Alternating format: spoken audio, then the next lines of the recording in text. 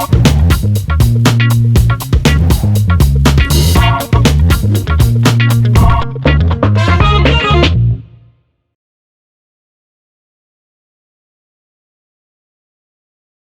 Serhat Güvenç, Kadir Has Üniversitesi Uluslararası İlişkiler Bölümünde öğretim üyesiyim. 10 yıldır Kadir Has Üniversitesi'nde çalışıyorum. Erasmus programının bana kattığı 3 şey, belki başka şartlarda edinemeyeceğim bir imkanı sağladı bana. Ukrayna gibi olağan dışı bir ülkede bir hafta geçirmemi ve o ülkede bir üniversitede kendi bölümümde ders vermemi, o ülkenin akademik kaygılarını en azından benim disiplinim çerçevesinde anlamama yardımcı oldu. İkincisi bu hani biraz turistik yanı var. Hiç gitmediğim bir ülkeyi görme fırsatım oldu. Ve üçüncüsü de o sırada çok sıcak bir gündem maddesiydi Karadeniz güvenliği. Bu Karadeniz güvenliği bağlamında özellikle Ukrayna'nın durumunu merak ediyordum. Onu da birinci elden gözlemleme imkanı sağladı bana. Mesleğim gereği konferanslar, toplantılar için, akademik etkinlikler için dünyanın pek çok yerini gezdim. Ukrayna bu anlamda sıra dışı bir ülke ve daha önce hiç gitme imkanım olmamıştı. Diğer ülkelere, diğer üniversitelere göre şansı daha yüksekti başvurulduğu takdirde. Programa yeni katılan bir ülke olduğu için de bu fırsattan yararlanmak istedim. Ülkede en çok dikkatimi çeken şey, doğrusunu isterseniz, savaştan yeni çıkmış bir ülkede yaşamın daha durağan olmasını beklerdim, daha gergin olmasını beklerdim. Öyle bir gerginlik doğrusunu isterseniz yoktu. Bu beni şaşırttı. Bir de belki şöyle söylemem lazım.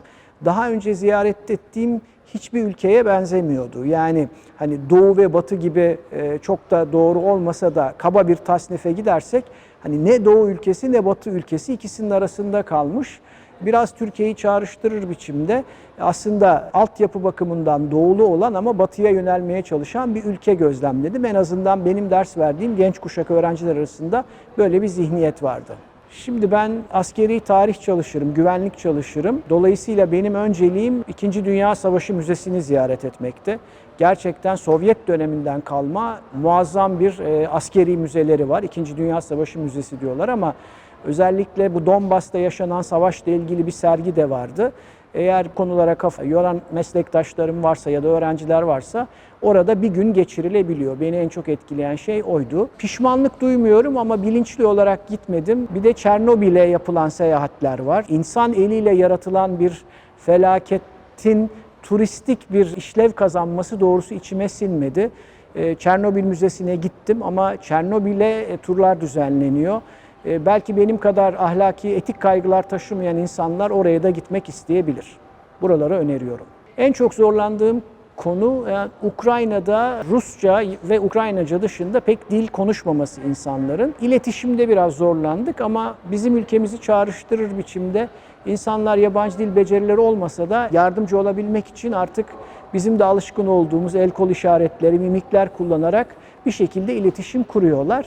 Gittiğim üniversitede dil sorun değildi ama genel yaşamda doğrusunu isterseniz sadece İngilizce bilerek biraz zorlanıyor insan. Bunu da söylemem lazım. Bir üniversite iyiydi. İki, uluslararası ilişkiler bölümü daha yeni kurulmuş. Emekleme aşamasında bir yerdi.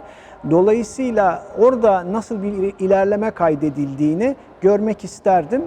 Benim de naçizane birkaç önerim oldu. Bana danıştılar bazı konularda. Bizimkinden çok farklı bir ortam ama o bölümün nasıl geliştiğini doğrusu birkaç sene sonra yeniden görmek isterdim. Üniversitede okuyan her öğrenci, her idari çalışan ve akademik çalışan mutlaka meslek hayatının, öğrenim hayatının bir aşamasında bir ya da birkaç kez bu deneyimi yaşamalı. Çünkü biz çoğunlukla bazen kendi fanuslarımıza kapanıyoruz. Kapanmasak bile format olarak çok farklı. Çünkü hani dediğim gibi ben çok gezen bir akademisyen olmama rağmen böyle bir hafta süreyle ve bir kurumun parçası olarak öğrencilerle etkileşim halinde hiç daha önce bulunmamıştım bir ülkede. Bu bakımdan değişikti. Günün birinde Covid-19 insan hareketliliğinin önünde bir engel olmaktan çıkarsa mutlaka deneyimlenmesi gerektiğini düşünüyorum. Sırf hani başka bir ülkede insanlar nasıl çalışıyor, nasıl öğrenim görüyor onu görebilmek adına önemli. Çünkü oradan bir takım dersler çıkartıp kendi ülkemizdeki kurumlarımızda yaptığımız işleri yeniden gözden geçiriyoruz. Daha iyisini bulmaya çalışıyoruz. Eğer iyi örnekler arıyorsanız böyle bir deneyim şart gibi geliyor bana. Şimdi bizim çok yetkin çalışan bir Erasmus sorumlumuz var. O sağ olsun bütün bürokratik işleri kurumlar arası halletti. Pek çok aşamada dahil oldu sürece. Ukrayna Türklerden vize istemediği için, kısa süreli bir seyahat olduğu için de herhangi bir bürokratik zorluk yaşamadık. Sadece şunu söyleyeyim, benim seyahatim yeni İstanbul Havaalanı'nın açıldığı günün ertesine denk geldi. O tamamen olağanüstü şartların bir neticesi. Uçacağımız uçağa varmamız biraz zor oldu. Onun dışında bir sıkıntı yaşamadım. Dediğim gibi çok yardımsever insanların olduğu bir ülke Ukrayna. Bir sıkıntı çekmedim. Bana bu fırsatı sağlayan Erasmus programına, hayatımı kolaylaştıran üniversitedeki Erasmus sorumlusuna çok teşekkür ediyorum.